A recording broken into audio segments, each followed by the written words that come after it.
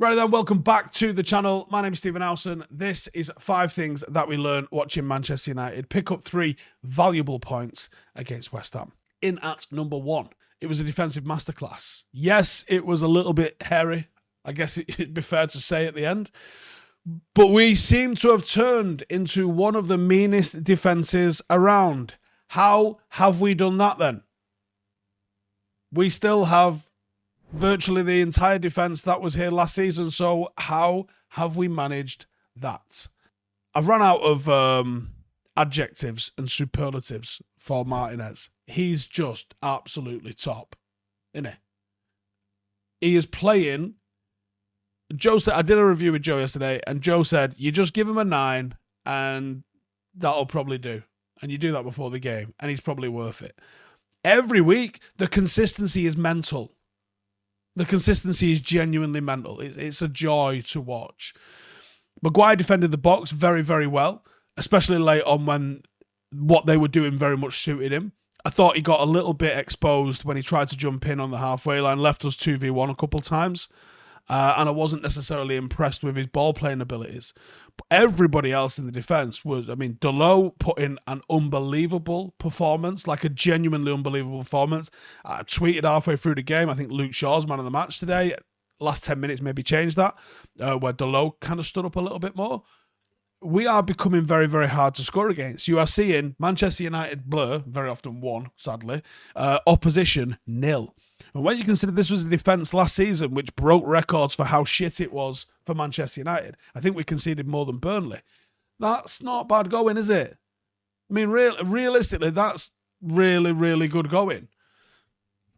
You almost can't ask for more than that. What have we done? Ten Hag's come in and he's made us defensively sound. Sweet. Now we're going to work on a midfield and a forward, and we will win loads of games of football. Result. Number 2.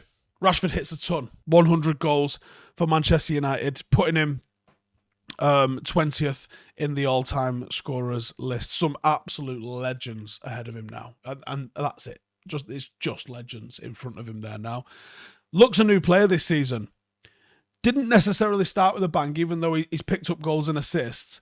I didn't think the level of performance has been there, and I think there's still a little bit more horsepower for him to go through in those performances. But he looks bright. He looks energetic. He's cutting about the place, determined. And the 2 headers he's just scored recently was probably United's. In fact, you know, there's no probably about it. He was United's only outlet tonight. Really, really, really solid. Really, really dangerous. And suddenly is a header of the ball now. But yeah, 100 Manchester United goals. Congratulations to him for that. That's a big achievement. It is a big achievement to get 100 goals. I mean, I don't know why I know this, but I know Cantona and Martial are stuck on 82 each. I imagine Martial's is going to move. I think Cantona's probably done, I reckon, 82. I don't think he's going to get any more than that. But 100 goals. Congratulations to Marcus. And I wonder where he'll end up. Will he get to 200? He's got to improve his rates to get to 200, but that'd be a hell of a target for him to get to, wouldn't it? 200 goals. Wonder if he could do it. Number 3, Dave saves. Oh my good God. Some big saves yesterday. Some big saves in some big moments. And that's what he's always done. I think no one's ever really questioned his ability to do that. What people have very correctly and very rightly questioned and criticised even is his ability to play out and his ability to claim crosses that come into the box and his ability to sweep up behind the defence. Now, we saw 2 out of those 3 against West Ham. We saw him sweeping up outside the box. We saw him playing out to a better standard than we've ever seen him do. And we didn't really see him come out and claim too many crosses. They were all a little bit close to him, the ones that he was getting his hands on. Major cog in the reason that the defence, certainly against West Ham, but major cog in why the defence is keeping clean sheets. He's in decent form. He's in good form even, I would say.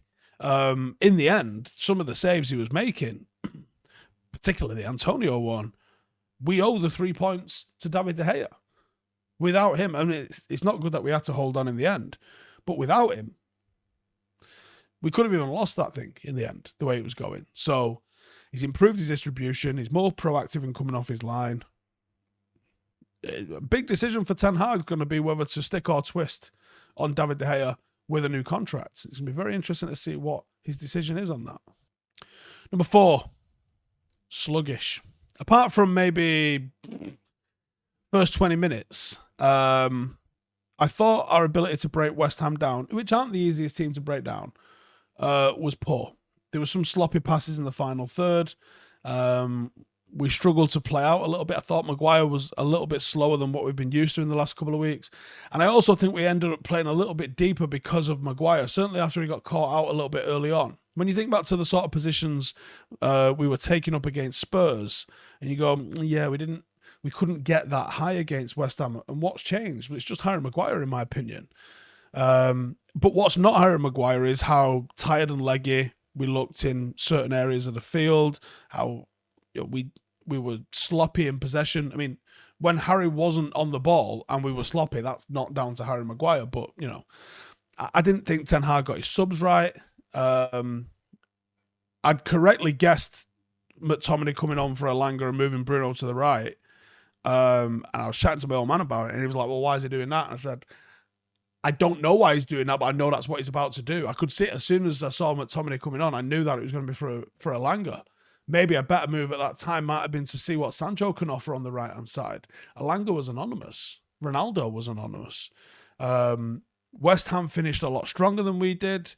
And I don't know if bringing McTominay on and pushing him as high as almost like the number 10 broke our rhythm of some sort.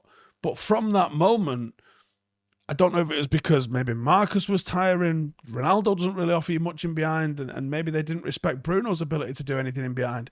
But West Ham grew into the game from that point, and from that point, it looked like it was a matter of time before West Ham went on and scored. Now, luckily, we held on and we got the 3 points, but we didn't finish strongly. And that's a little bit of a worry, I think. But in this little run of good form that we've got, we kept the ball moving. We keep the run going, and I'll take the positives out of that, I guess. And then at number 5, Bruno's suspension. Again, a big decision here for Ten Hag. Now, who's going to replace him against Villa? He's been very creative for United this season. Still gets the criticism that he gets, but I think it's just a section of our support doesn't like him for whatever reason. Will he change it up? Will Donny van de Beek get a chance? Will Sancho get a chance? I thought if Donny was going to get a chance, maybe bringing him on in the 10 to see might have been a better option than McTominay. Eriksen could play there potentially, and you go a little bit more combative. Fred and Casemiro, maybe. Fred was poor when he came on, wasn't he? But maybe Fred and alongside Casemiro. Definitely going to be something to look out for, and definitely a decision that I think Ten Hag has to get right. If we'd have had more minutes, maybe Zidane Iqbal could have been an option. But we haven't seen him enough. So this is a big call. I've got a sneaky suspicion he goes with Donny in this one. And then if Donny fades like he generally does fade, usually after an hour, you've got the option to bring the tempo back up again with having Fred for the last 30. That might be a good way to sort of mix that up. But big game coming up. United are collecting 3 points and really starting to close down Manchester City, Spurs and Newcastle at the moment. So keep the pressure on, keep it going, and see where it ends up. Finish as strong as we can ahead of the World Cup, and then let's see what happens on the other side of it. But cheers for tuning in as always. Make sure to subscribe, and I'll catch you like the next one. Laters. Hey, thank you for watching the video. If you are new around these parts, then don't forget to subscribe. My channel is proudly supported by my community on Patreon. If you'd like to get a little bit of extra content, a Discord group, meetups, five-a-side games, weekly podcasts, behind the scenes, and even an occasional bit of transfer news as and when I get it, then for the price of a pint, you can show your appreciation for the content that we make and get some goodies for doing so as well. Check the link in the description or click the button right here. You'll also find all of my socials here too if you want to follow me on any of those platforms. Nice one.